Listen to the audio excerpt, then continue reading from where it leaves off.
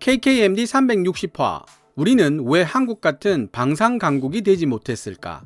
일본 정부의 뒤늦은 반성과 힘겨운 도전.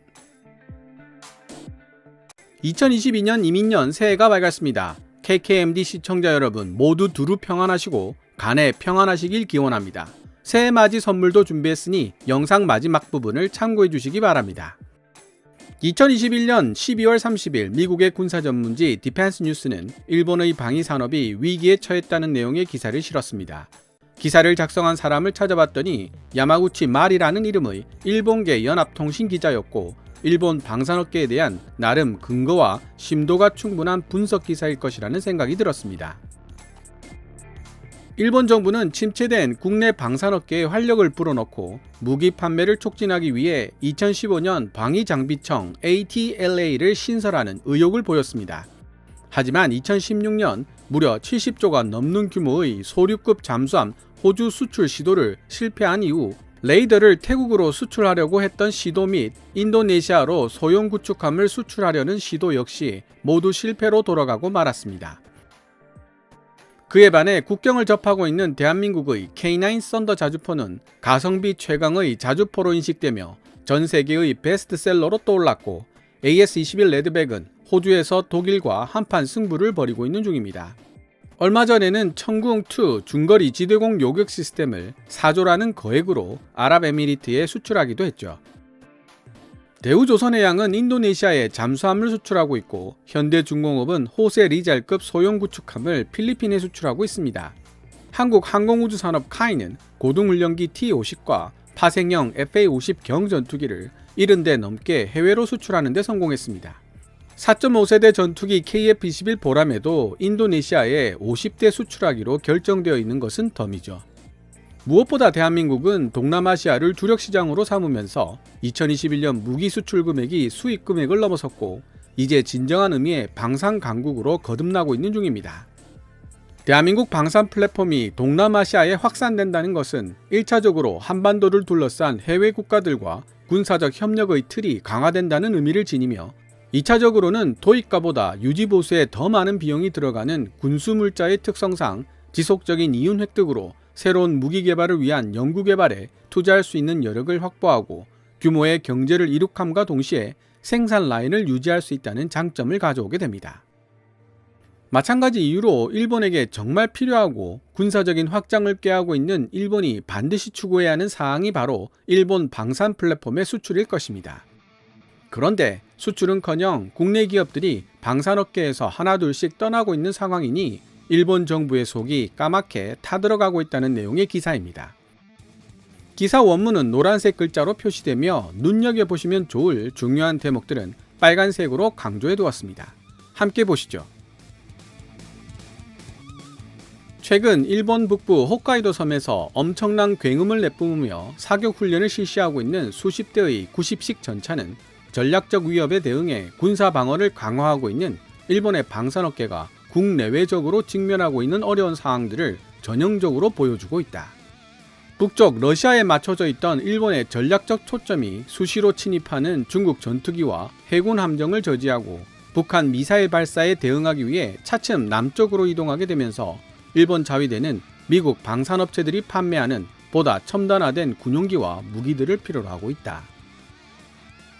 미쓰비시, IHI 그리고 가와사키 중공업과 같은 일본의 대형 방산업체들은 시대에 뒤떨어진 20세기 전차와 군용기, 전투함들을 팔기 위해 고군분투하고 있지만 정작 그들이 주목해야 할 부분은 노스럽 그루먼이 만든 무인 드론 트라이튼이나 보잉이 만든 무인 잠수정 에코 보이저처럼 방산 시장에서 군용으로 사용할 수 있는 보다 발전된 기술 개발의 필요성이다. 이처럼 일본이 만든 방산 제품들은 국제 무기 시장에서 제대로 된 인기를 누려본 적이 없다.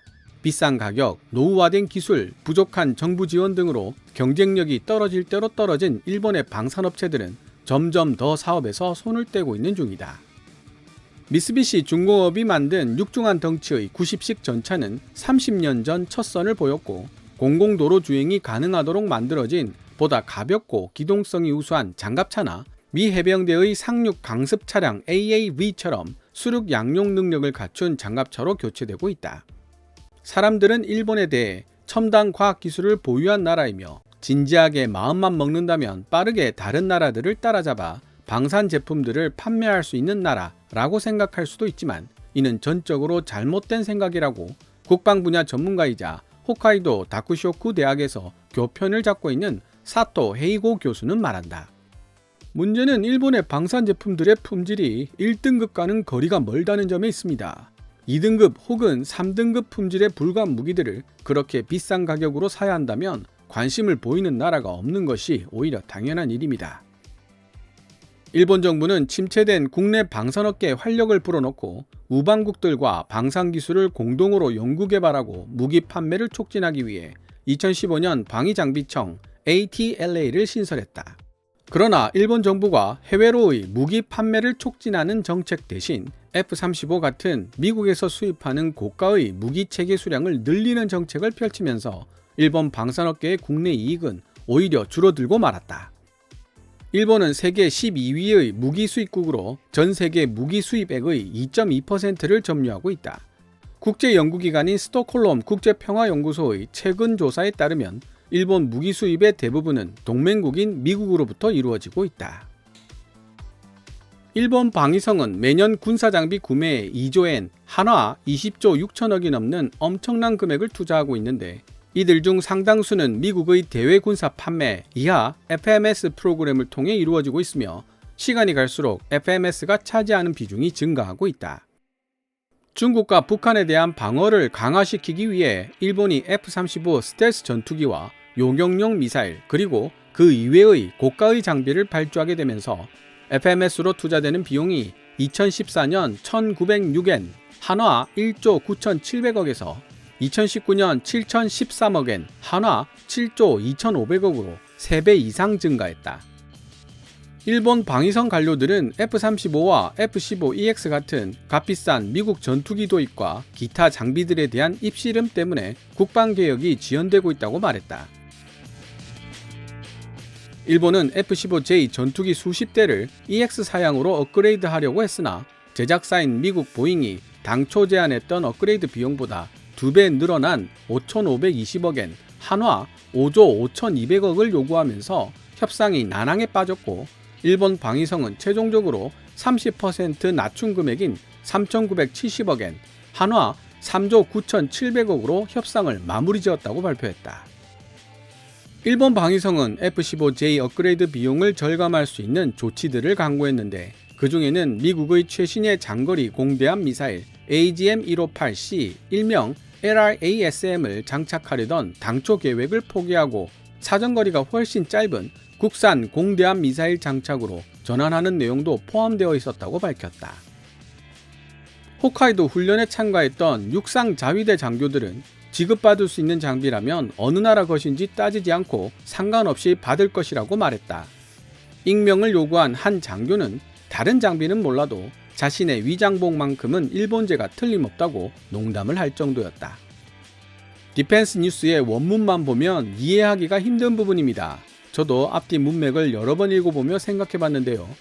항공자위대나 해상자위대에 비해 많은 투자를 받지 못하고 있는 육상자위대의 경우 장비들의 보급 상황이 여의치 않으며 대부분의 장비들이 해외에서 수입된 것이 아닐까라는 추론을 할 수 있었습니다. 물론 제 추론이 잘못된 것일 수도 있지만 한 가지 확실한 것은 육상자위대가 보유한 장비들의 극히 일부만이 일본에서 만들어진 것이라는 사실이죠. 대한민국 육군과는 확연하게 대비되는 장면이며 자체적으로 정비와 개량이 가능한 K9 썬더나 K2 흑표, K21 보병 전투 장갑차 등을 보유한 대한민국 육군이 왜 세계적인 강군 중 하나로 불리는지 알 수 있는 대목이기도 합니다. 아시아의 많은 지역을 군사력으로 정복하려 했던 일본이 제2차 세계대전에서 처절하게 패망한 이후 많은 일본인들은 군비 증강을 경계하게 되었다.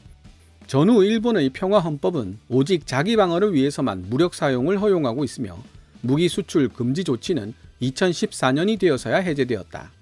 게다가 일본 과학자들은 군사적 목적으로 사용될 수 있는 기술의 연구 개발에 관여하는 것을 꺼리는 경향이 있다. 방위장비청이 출범한 이후 일본은 단 한 세트의 감시정찰 레이더 완제품을 필리핀에 판매하는 데 성공했다. 하지만 이 거래를 성사시키기 위해 일본 정부는 먼저 조종사 훈련 과정을 끼워 넣은 중고 TC-90 훈련기 5대와 UH-1H 다목적 헬기 부품 4만 개를 필리핀에 무료로 공여해야만 했다. 2016년 일본 방산 수출에 획기적인 돌파구를 열어줄 계기가 될 수도 있었던 소류급 잠수함 기술의 판매도 호주가 프랑스를 선택하고 디젤 전기 잠수함 12척의 개발을 의뢰하면서 실패로 돌아가고 말았다. 재미있는 것은 프랑스와 맺은 이 650억 달러, 한화 70조가 넘는 규모의 잠수함 계약 역시 최근 호주가 영국 및 미국과 맺은 어커스 협정의 비호 아래 미국산 핵 잠수함으로 방향을 틀면서 다시 한번 무산되고 말았다는 사실이다. US2 신메이와 해상 비행정 12대를 인도 해군에게 판매하기 위한 협상이 열렸지만 가격에 대한 상호 간의 의견 차이로 협상이 지연되고 있다. 태국으로는 레이더를, 인도네시아로는 소형 구축함을 수출하려 했던 일본의 시도 역시 실패하고 말았다.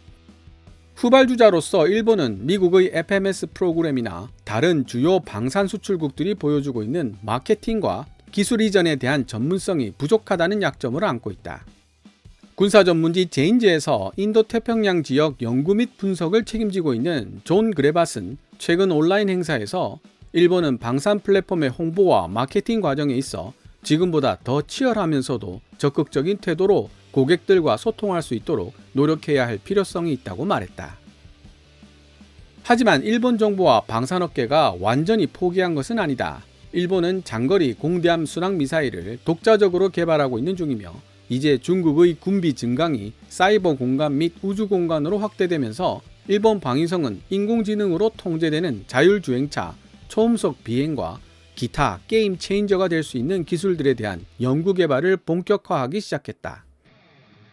전문가들은 일본이 무인 드론, 군집 위성과 전자공격에 대비한 기술 개발에 박차를 가해야 한다고 조언한다. 일본 방위성은 이러한 연구에 필요한 비용을 마련하기 위해 2022년 4월부터 시작되는 회계 연도에 올해보다 38% 늘어난 2,910억엔 한화 3조가 넘는 사상 최대의 예산을 요청했다. 일본 정부는 또한 노후화된 F2들을 2035년까지 대체하기 위해 미국, 영국과 함께 차세대 FX 전투기 공동 개발을 추진하고 있다. 일본과 영국은 최근 공동으로 미래 차세대 전투기 엔진의 실제 모델을 개발하고 다른 공중전 기술과 하위 시스템에 대해 탐구할 계획이라고 발표했다. 이 FX 프로젝트에는 일본의 미쓰비시, IHI, 영국의 롤스로이스, BAE 시스템 등이 포함되어 있다. 그러나 방위 산업계를 떠나는 일본 기업들이 늘어나면서 일본 정부의 계획은 시간과의 싸움이 되고 있다. 일본 경제연맹 방위산업 파트를 담당하고 있는 야마다 유 선임 매니저는 방위 관련 사업을 영위하는 60개 이상의 회원사를 보유하고 있었지만 최근 몇 년간 10여 개가 줄어들어 현재 50여 개 회원사에 불과하다고 말했다. 일본의 대표적인 건설 장비 업체인 고마츠사는 개량 작업에 대해 방위성이 요구한 조건을 충족시키는 데 실패하자 장갑차의 개발과 생산을 아예 중단해버렸다. 한때 7번째로 큰 공급업체였던 고마츠는 현재 기존에 납품했던 장비들에 대한 유지 보수 작업만 제공하고 있는 상황이지만 탄약 사업은 여전히 유지하고 있다. 지난 3월 미쓰이 ENS 조선은 자사의 전투함 부서를 일본 최고의 방산업체인 미쓰비시에 매각했다. 주요 전자 및 화학물질 제조업체이자 군용기용 사출 자석 공급업체인 다이셀은 이익을 내지 못하는 방위 사업을 포기하고 다른 곳에 자원을 투자하고 있다. 스미토모 중공업은 장기적인 전망이 어둡다는 이유로 5.56mm 기관총 생산을 중단했다.